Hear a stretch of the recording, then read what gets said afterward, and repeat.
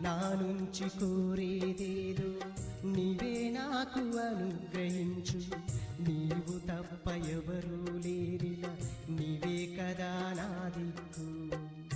నరమాతృడను ఓ ప్రభువా, నశించిపోనీకయ్యా, నాశ నీవేనయ్యా, నువ్వు లేకనే లేనయ్యా.